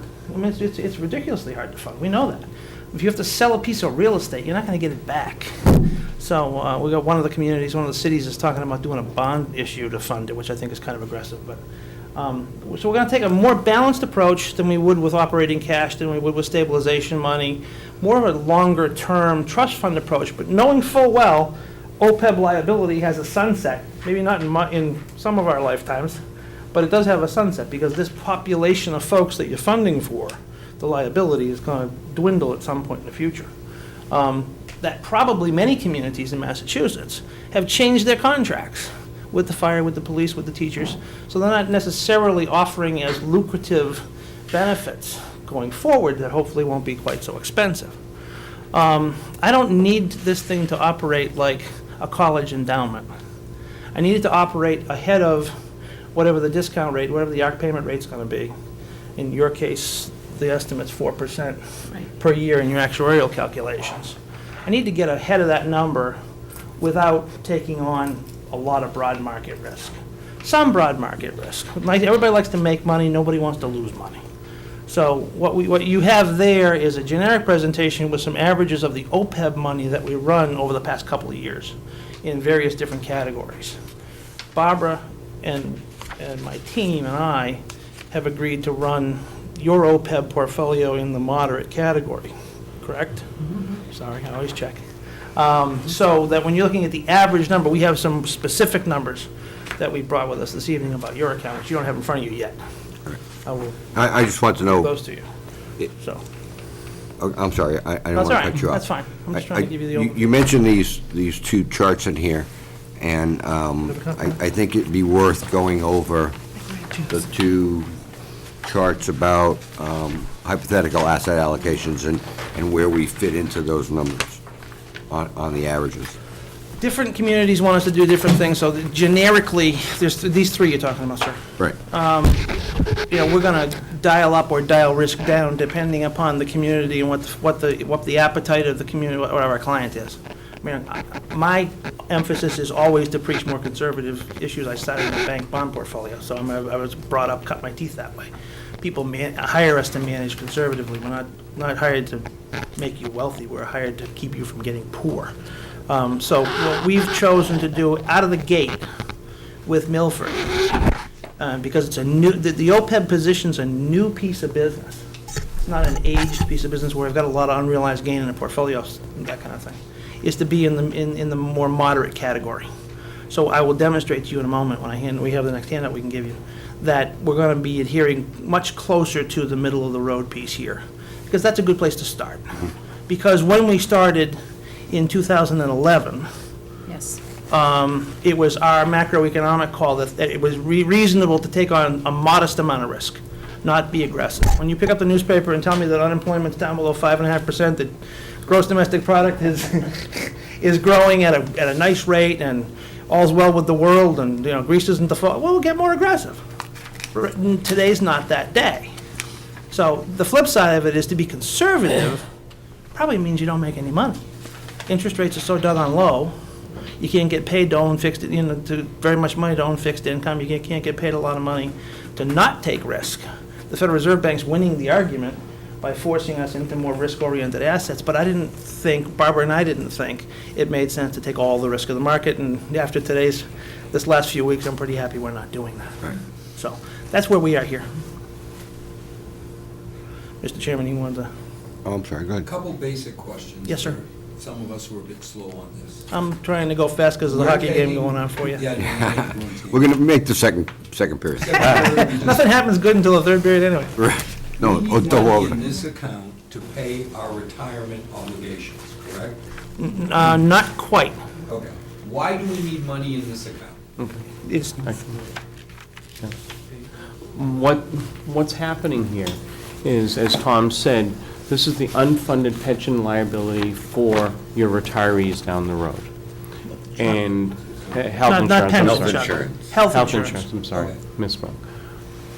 What the rating agencies are doing out there, they're saying that you have this gigantic liability, and if you don't start to address this now, when they start doing your rate and bond ratings, so for instance, say if you're a AAA community, if all the other AAAs in the state, and then ultimately the country, are funding their liability, they're gonna come back to the town and say, well, you're not really a We AAA. need money in this account so we can continue to pay the health benefits. What will end up happening with this money, it can currently be used for current retirees, but that is really not the intent. It's there to build up this fund, similar to your pension liability. You build it up, and ultimately, when you have your $50 or $60 million there, then right now you're on the pay as you go. Right. That's what's in your budget. You're paying as you go. Ultimately, you won't have to do that, because with health insurance rates rising at the rate they are, in theory, you can only raise taxes at 2.5%. Okay, if health insurance is going up 5 or 6 or 8 or whatever it is, ultimately, you're going to have less and less money to pay for the regular Two budgets. questions. When do the lines cross in your mind where we need to tap this money? Is it 5 years from now? I mean, I'm hearing $60 million we need to put aside, because someday, we're not gonna have enough money to pay, and I call it a pension, but health benefits. well, Do you have an idea? Is that someday in my lifetime? Is it in my children's lifetime? What's your Yeah. gut feel? My gut feels it's not in our lifetimes, because you and I are the same age. You know, my gut feel is that you're building a reserve. Chuck's right. You're paying your annual required contributions to cover the overhead today. To me, this whole process is about building the reserve for the day when you're going to have a hard time raising the ARC payment. You're going to have a pool of cash to go attack, which is dedicated only for this source, this use. It can't be used to pay the teachers, it can't be used to meet union responsibilities and escalations, it can't be used to make debt service, it's only for this. So, you're helping build a reserve for the future. Last question. Yep. We had asked, how are we doing? You know, because we did hear, you know, Boston's put away a gazillion dollars, but when I think of Milford, Yep. 28,000 person blue-collar town, I really don't want to compare raw numbers against a city like Boston. How are we doing compared to other towns, similar size, similar demographic? I would say. If I may interject before you answer that, I think the other element in the equation is the bond rating. We keep hearing there's linkage between this and the bond rating. So I think not only do we want to look at the percentage, but also these comparable, if you will, cities and towns with respect to bond rating. How is their bond rating? Now, there's more elements that go into bond rating besides this, but we need a barometer here, and that's what we're looking for. That's what I'm looking for, Bobby, is Yeah. what's the baseline? If you said I agree. town ABC is about like Milford, they've started to put away X. 100 grand, we've only put away 50, and their bond, their rating is that, and ours is about the same or not, just, nobody. We want to I put mean, some back of the data. pack, I love the theory of world peace, but I'm getting down to, tell me about my little world, because our little world stops at the center of the universe. So how are we doing compared to somebody else? There's, Still laughing at world peace, I'm sorry. World peace was. Yeah, that's what this tells me. Yeah. It's all the wonderful theoretical, Right. great. Will my house be bombed? That's what I'm worried about. How is Milford doing against everybody else? the demographics that drive bond rating are a lot more than just this. Right. All right. Agreed. We understand. Yeah, We okay, understand. that's- We so This is understand. one piece, but it's a hot button piece with the rating agencies, because the rating agencies, it's easy for them. You know, they downgraded the federal government. I thought that was, you know, Standard & Poor's downgraded federal government last year. Right. We just moved them this past week from negative to, we're now stable, by the way. Congratulations. Right. We're stable. I mean, I always thought, but, and I've been doing this for 30 years, that ratings are relative to a great degree. You know, they're relative to what? If the federal government's not AAA, would you please show me a sovereign government on the face of this planet that's better? Better, right. Sir, with Okay. all due respect, I buy that. Yeah, But okay. Could you tell us how Milford is doing? I'm getting there. He's still on world peace, Al. If you use my sampling is 50-odd communities have decided to do business with us, and I think that's a pretty substantial sampling in Massachusetts. And we've got, call it about $1 million per account. Now, every one of those communities has a different liability than you've got, theoretically, right? Everybody's got different liability. So some are better well-funded and others are less well-funded than you are. My baseline belief, without doing a lot of work, is you're behind in the funding process against communities of your peer group this minute. You've got some money, I understand, from Barbara that's been earmarked to make an additional contribution, which will get you, you know, back in line in that 1 to 2 million category. We've got accounts that are, the largest OPEB account we've got is 10 million, 11 million, you know, so I mean, and it's a, But that 10 million, Is- is that is- 28,000 it's a, person? no, I was just gonna say, it's a bigger community. Right. It's a larger community. I mean, That's where I'm stuck. because- City of Worcester, Yes. okay, has got 0 funded today. They've got a commitment to use 1/3 of their available free cash every year. A commitment from the city council, not a binding commitment, what do I want to call it? A referendum, you know, recommendation to the future committees, that kind of thing. That they use 1/3 of their available free cash every year, which this year would be something in the order of, what do you say, $7 million? Something like that. Yeah, $7.5 million. But their liability is Yeah, but if you're sampling 50 million bucks. 15% of all the communities, Yeah. you're saying 50 out of 300. Have- That's a have- pretty substantial sample. have decided to do it, right? Of the ones you have, Yeah. of the 50, Yep. how many are our size? 10%, 20%? It would be, It doesn't. help me, Chuck. Better than that, I'm going to say that we have one community, two, that's funding their total ARC. Okay, they're taking their pay-go, so they're pushing it all into the thing. You're doing a decent job doing your funding. You're just behind a couple of years. So what you're doing and putting money aside is far better than a lot of other communities. How far behind are we, sir? I would I- have I to really say don't- here, I don't Demographics have- awful. It's hard to I don't say. care how far behind we are. It's hard to say. can't say. What I'm more looking for, Yeah. and what we're looking for, is what should we be funding it at on an annual basis in order to maintain an average liability risk, okay? So that number is growing every year because The pool's bigger. the pool is getting bigger, because the pressure's being put on by the bonding agencies to make a better effort to fund this. So we are a couple of years behind because we chose not to make Right. any effort for 2 years. Correct. 2 years ago, we put 200,000 in. Last year, we put 500. Next year, we're planning 700. So that is making a dent to start to catch us up. But I think the town will need to continue to look at that and, at a minimum fund level, and if possible, increase it going forward so that we don't fall behind. I mean, I think we pride ourselves in trying to be responsible in these areas. And, we just recently refunded a bond, two bonds, actually. And when we had our Moody's rating, we were held at the AA2. And the comments were, you done a nice job with your reserves, but you need to do better. So, I mean, they understood that, we were making an effort in this area, that we had 700,000 and that our, $700,000 position was going to 1.4 million. But they're still saying, if you can do better, that would be great. Just want to know what we need to do on an annual basis. Yeah, and according to the actuarial, I don't care about the actual, according to It's a Moody's, what do we have to do? ridiculously high number. Actuarial tables No. don't count if it's Moody's that counts. So if In we my- have to play the game, what's the game? in my opinion, you maintain the 700 and you try to grow it. Okay.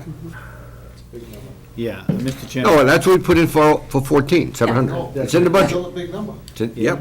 I just want to back up a little bit. This is for health insurance for retirees, and it's just, that number, 58 million, really seems like a lot of money. I mean, how many retirees do we have out there? And 12.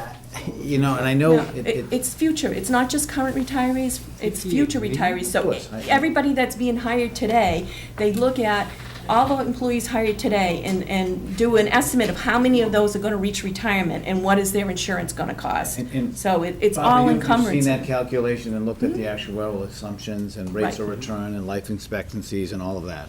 Okay, and that's all reasonable? Yes, it's a big number. It's the same calculation that's used for the pension Yeah. for employees. And, About you know, 1.6, this liability will continue to grow. I mean, you kind of alluded to it, Tom, but, the way it comes down is that you renegotiate contracts to reduce that benefit. Right. Because that's where that Right. comes But out. that- This will but- just, But you're reducing that benefit in 25 years. You're not No, reducing that benefit. The way I now. see it, the way I see Continue it to grow. working across the United States is that many communities, look at the state of California. That's come to it from 4 years ago being upside down to being big surplus today because they renegotiated all the contracts, basically. And, they've gone through all the labor contracts and they've done different things. It's gonna grow before it starts to sunset. It will sunset at some point in time. If you theoretically put $1 million a year away to answer the gentleman's question, 30, 40, 50 years from now, that liability may or may not be higher than that number. I don't know what the future is gonna hold for the population of people that you have. That's why every 2 years, you gotta redo the actuarial studies. But in theory, there will come a crossover point. It may not be for generation. May come. It may not come for a generation or two, who knows? And I think, Yeah. I'm sorry. No, Aldo, go ahead. What's happening here is you have your money side, if you will, putting money into this pool and hoping it's going to grow at a certain rate, and that's your discount rate. And then now you have your benefit side. For instance, the governor has put forth a situation to cut retiree benefits. So I think across the board, throughout the whole state, towns are looking into higher co-pays, higher deductibles. His proposal is that to get health insurance in your community, you have to be 60 years old and have worked for that community for 20 years. To get it in retirement. So that's what's gonna end up happening. So I think everybody, the GASB, Governmental Accounting Standards Board, really took a big light and put on all these benefits that everybody's getting. And in one side of me says, geez, why do we have to do all this? But the other side of me says, yeah, there are bond investors that are looking at our communities. I live in the town of Rutland, that look at us and say, okay, you do have that liability. What's going to happen to it?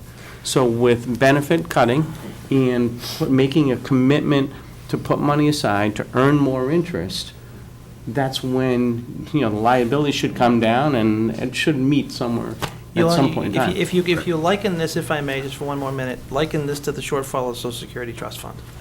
The federal Social Security Trust Fund's talked about running out of money all the time, and they keep on changing the date of retirement. When Social Security was started back in the middle of the last century, you were retiring at 65 years old, and your life expectancy was not to 75 years old. Right. Today's life expectancy is much longer than that, so people are retired longer. Guess what happens to your liability?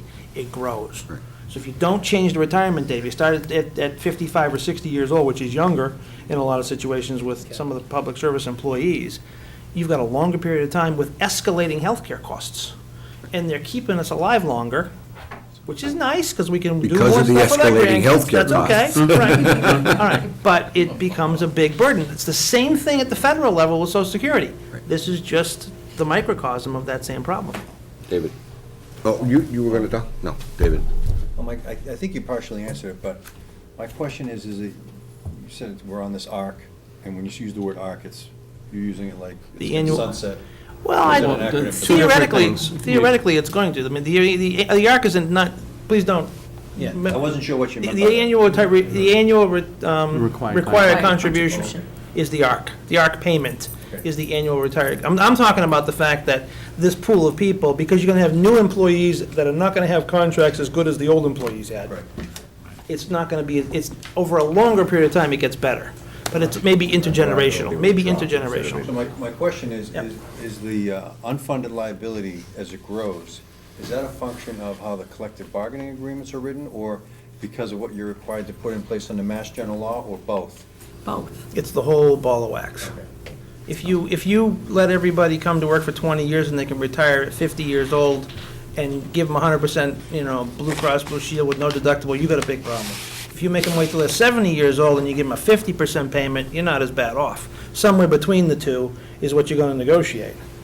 So if the old deal was 30 years of service and 55 years of age, if that were to change to 56 years of age, 57 years of age, 60 years of age, and 35 years of service, your deals get, your responsibility gets lower and lower in the actuarial study. So it really starts with Mass General Law, and that's why Deval wants to propose a It change. starts with, That's right. with range is with the put in state, there. yes. And the changes that he is proposing are twofold.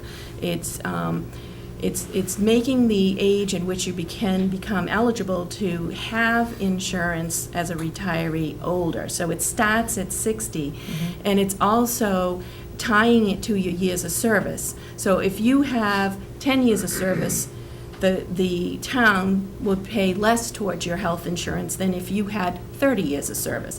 Actually, you As it don't should even be. get it at 10, you get it at 20 now, is what he's looking at. So he's looking at 20, 25, and 30 as the years of service that are required, and your insurance contribution that the town would pay increases as you hit those milestones. So there's an incentive, just like with Social Security, to work longer. To work, So that you get to the work bigger longer, benefit. get more years in, and retire at an older age. Thank you, that's perfect. Sure. Yep. Just want to know, what's the impact in January 2014 with the implementation of Obamacare? How is that going to impact these numbers? Or have we not thought about that? Our job is the investment management. We're not the administrator who's doing the actuarial study. I'd be happy to help you pose that question to the But administrator. there is some Chances definite- are it's gonna change it, yeah, but I'm not gonna speculate.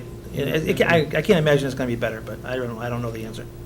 Paul next, and We don't- I got like Good 5 question, people, though. so, Paul. Yeah, just a question on it. I don't know if this was already discussed or not, but we're talking about covering the window between retirement Yes. and Medicare eligibility. Was that Right. already mentioned? Yeah, and I had the same question, Paul. It's up till Medicare eligibility. Well, it's not even, then it's it's a not even percentage. eligibility. Not in the Commonwealth. No, I mean, because we cover our retirees when they become Medicare eligible. The difference is that they move to a Medigap insurance, which is much cheaper. Cheap, right. For the So- town So to in cover. effect, they take Right, so we're Medicare, secondary and then insurance. the secondary kicks in, and that's That's what we right. pick up. That's Right. right. I had the same We're the question. secondary. I have a follow-up on that, Go ahead. and I don't know if this was addressed or not. And what's the risk of not putting anything into this funding? Bond rating. But what's Do that? we know that, though? Do we know that? And the reason I'm asking that question is just because we're tying up a huge amount of money for incremental increases over a period of time that are really difficult to determine. I'm not trying to say this because we don't want to give you any more funds to invest. I'm just saying, the nut of $50-something million is a huge financial commitment for anywhere. And as you're mentioning, you know, the amounts of the liability changing as contracts get rewritten. That's just my only thought, like, what happens Right. if we don't, Right. Moody's or someone downgrades us 1 point, Well, and then you end up paying a 1/10% difference on the next interest time you costs. borrow, so it Well, costs you it could be a 10% now, but, or so many 100. thousands of dollars. It's What a, does that right. mean to us? So, Whoa, all right, so whoa, let whoa. me just answer part one of this Answer. question. 2 years ago was the last time I borrowed, and, you know, you have the Moody's call, and you're answering the questions. At that time, we were not putting any money into OPEB. All we had done is gone to town meeting for the vote. And at that time, we were fighting to maintain our AA2 rating because we hadn't made any effort in this case. So I basically had to guarantee that the town was considering making an effort and that they would see some improvement before the next time we went to borrow. So I basically had to give them my word that that was something that the town was taking seriously. This time, you know, when we went, again, I was hoping to get a rating increase. Had we been a little bit more aggressive in the OPEB, maybe, it's hard to say. I mean, we met all the targets they gave us. They told us they wanted us at 18% of our budget in reserves, and we were there. We were at 18.5%. Then they came back and said, well, 20 would be nice, and they pointed to OPEB as a weak area. So, I mean, when you're funding $700,000 of a $58 million, you know, liability, it is a weakness. You can't argue with that. But, you know, I mean, how much do they want? I don't know. But Chris's question was, okay, so what? You go to borrow, what does it cost us? In interest rate, does it cost us $1 a million, $10 a million, $100,000 a million? What does it cost us to not be at AAA? Well, Or the thing double A is- plus 2, or whatever? The thing is that we are going to be borrowing for No, I that new understand. elementary school. Right. And, you know, so when you're talking about 100 basis points on a $25 to $30 million project, it's going to cost us a lot. But when you, but, Quantitate a lot, Barbara, what we're not understanding is gut feel. I'm not asking for a specific number. I mean, I'd have Is to, it 10 grand a year gonna cost Milford, is it 100 grand? yeah, That's you know, what I'm trying to say. Al, the problem is that I can't do that calculation in my head.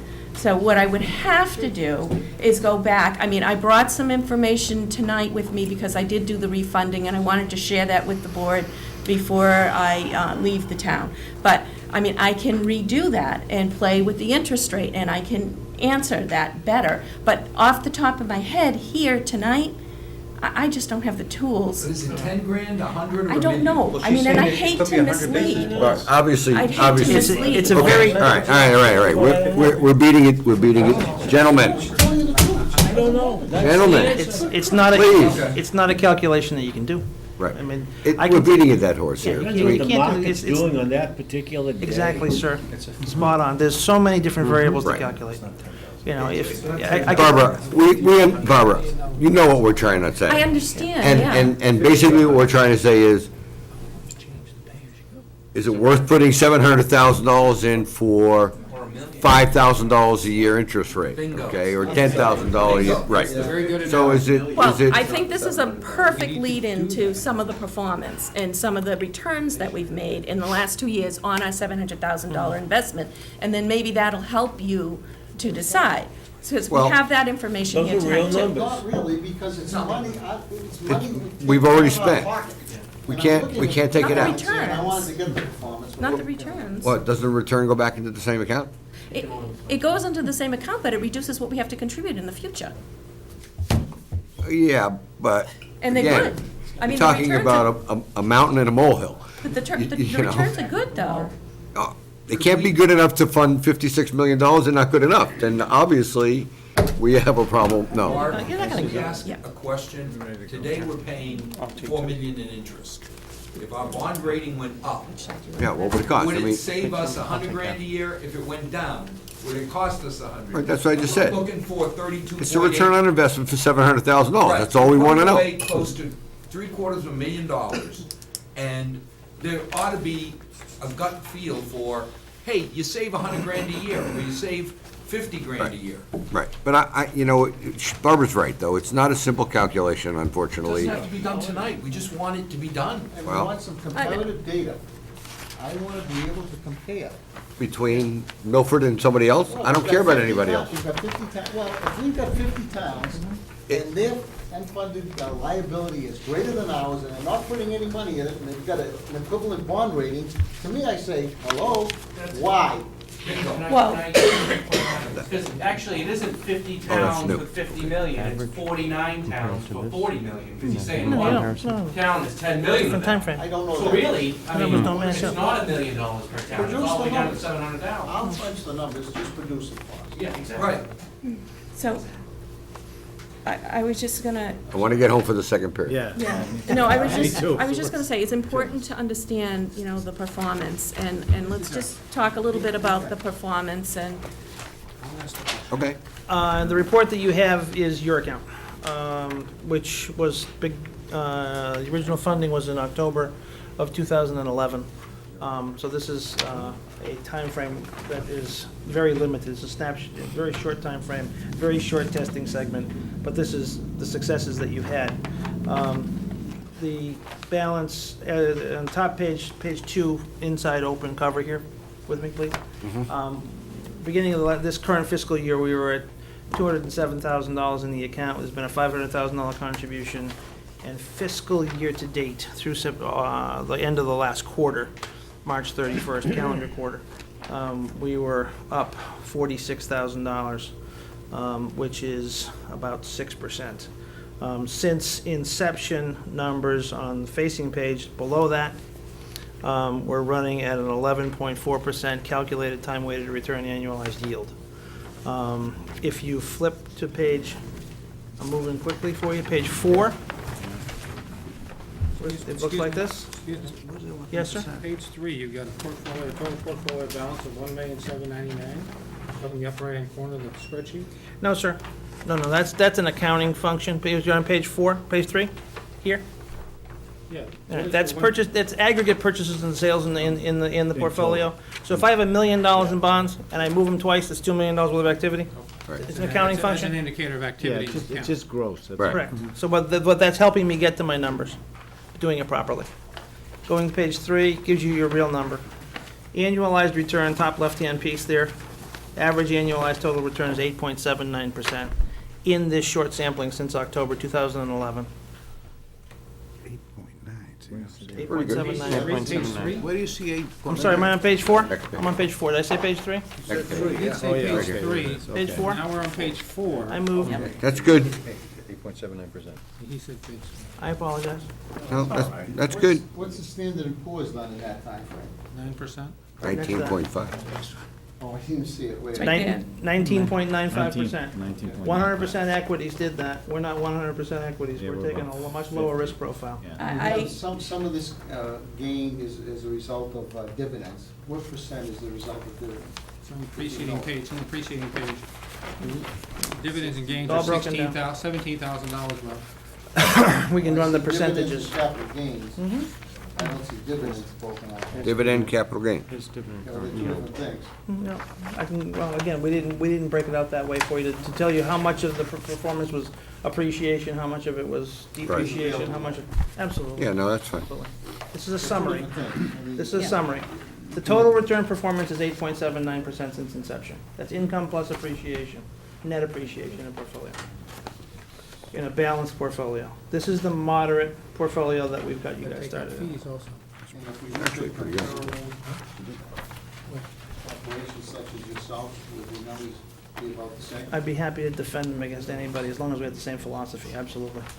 Absolutely, yeah. Would they be better? I mean, better, worse, different? That would be, remain to be I seen. would expect a better return for a moderate approach, but Yep. This is not a bad return, 9%. 9%, I know. This is just an explanation of what's going on. No, this is It's- actual. Yeah. It's been a You very, explain it. no, it's a very short period of time. It's October 11, I understand. so it's a year and a half to Right. March of 13. Yeah. So it's a year and a half Not bad. return, But the which market's is, gone up once this January, what percent? 15%. that's stocks. But the other, Well- but the other thing, Bob, Mr. in Chairman. October, All right, Jerry, yeah. Go ahead, Yeah. Phil. Tom, do you provide a weighted return with external benchmarks so we could see how our 8.79 would compare to a bond benchmark that with a 50% weight and an equity benchmark with a 50% weight? So we could actually see how we measure up to a We can- weighted return against external benchmarks. We can create for you a customized benchmark to mirror what we're doing here. Do you understand? I do. I mean, if you, I do understand, thank you. Yeah, I better understand. Yeah, that's what I'm used to seeing. Yeah. To get valid comparisons, that's what I'm used to seeing. What you have on page 3 are individual benchmarks, so if you had 100% of your money in an But in asset equity, you class. can use that, Right. but since we're a mix, you want to get a benchmark that You know, represents that mix. During this time frame, the S&P did 19.95% on an average basis, and your equities did 26% on the prior page. Yeah. So that portion that you have at risk Did better. is doing very well. That portion. Now, the question's going to be, in a municipality that's not a for-profit corporation, how much risk do you want to take? Yeah. So, No, I and understand. I'm happy to, I can work understand. those numbers as much as you want. We'd be happy to build your models. All right. I think this is really good. I'm glad you guys came. We'd be happy to come back. We would like you to come back Good. because we're still not sure that what number we're gonna have to spend in order to get a better You know, bond rating. Mr. Chairman, I just, one comment. We have a liability of 58 million. We have to fund that, so, Some- okay? So we have to, maybe. it's with some dollars. Yeah, there's an impact, I guess, on our bond rating. We don't know what that is. So we're trying to find out. And I think you almost have to rely on your external experts, rely on the bond folks to tell us. and They're not gonna give us tell you. some- They'll give us They're not some- gonna tell you. That's the problem. That's what she just said, Phil. She said you were close but no cigar. Yeah. So we're not They gonna, won't give well, what do we you- need to improve on? I don't know. They won't give us anything. They won't give us anything solid. Can I tell you, can I give you just an opinion, you know, that I'm a taxpayer in Massachusetts. Based on the number of Been for a people that long are time. gonna retire over the next 25 years. Sorry, Mr. Chairman? And how Mr. they're Chairman. gonna- Mr. Chairman, just from my seat in West Boylston, Massachusetts, where I'm a taxpayer, you know, Milford's in great shape, really. I mean, overall, Milford does a really good job. You guys have 18% fund balances. Not too many communities be able to do that. That's why you're AA2, AA3, whatever you want. Two. You know, two. You know. Trying to be 3. You have, and the want. gentleman here is correct. You have a $58 million liability. You're gonna spend that money, period. The benefit, in my mind, in my experience, can't be calculated today because there's just too many variables in the marketplace. The bond market changes every single day. The Commonwealth of Massachusetts issued a $650 million refunding this week. You know, it was priced at a certain average total interest cost, as you always do, these numbers. And part of it was a refunding of old debt, part of it was new debt, the whole bit. If they are funding their OPEB liability or not funding it, might have been a few basis points one way or another on that total debt over the life of the debt, over the 20 years of the time frame. the benefit's gonna come when you need it most. When you need the money and you Right. can't And afford it's, it. it may not be this year, it may not be next year, it may be a next generation, 20 years from now, Right. when you've got a big fund balance in the OPEB account, and we have another recession. Things are bad, real estate prices are dropping, costs are too high, and you gotta make this payment, and you got the pool of cash to go fall back on, and you can do it. See, right now, we fund our health insurance, which includes all of this, retirement liability, people that actually exist and are collecting out of our operating budget. Right. And it's $8.5 million. It's a huge number. All right? Yep. It's a big number, and it goes up 8%, 10%, 12% a year. When is the time, as he said, we're gonna turn around and say, you know what? That's $37 million on a $300 million, but we can't afford 10% to do it, so we take it out of there. I We understand steal the $5 million concept. out of there, sure. That's, Right. and We that's when you understand go the do it. That's concept. when the benefit's gonna come. Yeah, we all get it. It's not gonna come today, tomorrow, next year, it's gonna come down the road. We just want to know At what, someplace. not that we're short-sighted, this committee is far from short-sighted. Obviously not, you've got great fund balances, you're doing great. But we want to be able to maximize our operating budget in areas where we need to spend the money as opposed to we would like to spend the money. Yes, sir. And, Gotcha. and that's where we're coming from, basically. And we Um, really appreciate you guys coming. Thanks. And Thanks for I'm having sure in 6 months, we'll have more questions for you. And in 6 months, we'll be back, Awesome. no problem. Thank you so much. Tk you, sir, thank you. Thanks for coming. Yeah, thank you, thank you, Mr. Chairman, Chairman. Mr. I Chairman, have, yes, sir? Mr. Chairman, if I may, One nothing, Bruins. I'd like to make a motion that we have our financial analyst pick 30 towns and draw up the data, collect the data this summer that we've been asking for. Town, the unfunded liability, how much they're contributing and what's their bond rate. They have that data. Well, We I just haven't didn't get seen it. This is the third time we've looked for it. We don't have exactly what he's asking for. We can get it, though. We have the client, I mean, they'll share the information, that's He easy. didn't ask these guys to do it. No, He asked, I didn't ask he asked this Paul. gentleman. No, he asked Paul to do it. Yeah. Well, we Just- can't get it. If Can I you- just say something? We can help him get it. At the treasurer collector's Seminar. seminar that I just got back from, there was a presentation on pension liabilities and retiree medical insurance, and there was a survey that was passed out to all the treasurer collectors that were there, asking this exact question. So I can find out who was collecting and summarizing that, and maybe we can get that information. The problem is that when you send these things out through listserv, which we have that ability to do, you may get, 5 to 10 responses. And you just have to, keep. Isn't that Well- listed on the government mass.gov website No. somewhere? Not all the If information it that you're is, looking it's for. community by community. But I'll tell you what, it's probably not a bad project for us to have some fun with. We can start to gather some of this data, and maybe help Paul. Paul can help us cobble something together too, which might be useful, because it would help you wrap your hands around it. But I'll also, I'll bring the coffee next time if we don't have more than 50 accounts that are funded at this level. It's growing. The groundswell is growing. Every community's talking about trying to find some money to throw at it every year. More communities are calling, more of the 150, 60 that we do business with are opening accounts to get it going. And it's not because we're good salespeople, we're the investment managers. We're not the ones driving the ship. GASB's driving the ship, and the rating agencies are driving it. So we're just helping people get where they need to be. We'll help you get the information. I think it's a good exercise. Okay. That'll be great. Thank you, Great. gentlemen. Thanks. Thank you both. Thank you. Don't go anywhere, guys. We're not quite done. Yeah, before you leave, I just wanted to. No, you guys are done. Oh, we're not done. Check. It's 1 nothing. Thank you. Yeah, Barb. Did you want to see what I put together on the debt? Not tonight. What you can do, you give it to Paul, or give it to me, and you and I, you're here another week, right? I am, We can talk about it, and we'll bring it up at the next, you Okay. want to talk about it before September. yeah, I just, I mean, I briefly told them about the refunding and what the savings would be. It would be over a course of 10 years and yada, right, things like that. but this includes information on the new school and a potential $2 million for a youth center. So, I think we should talk about it next week, and then I can get it to these guys. I don't, Okay. if you don't mind. I know you worked on it, I appreciate it. I did, but, I could probably get it in better shape by next week. But are you meeting next week? And what? Are you meeting next week? No, but we're gonna meet during the summer for sure. Okay. We're gonna have to because of Well, the if you want me to come casino. back, I You can will. come back. All right. I have one more business that we have to conduct. We need a vote to allow the executive committee to make emergency transfers and for the summer. Any discussion? All in favor? Opposed? Thank you. All right, gentlemen. We adjourn. Second.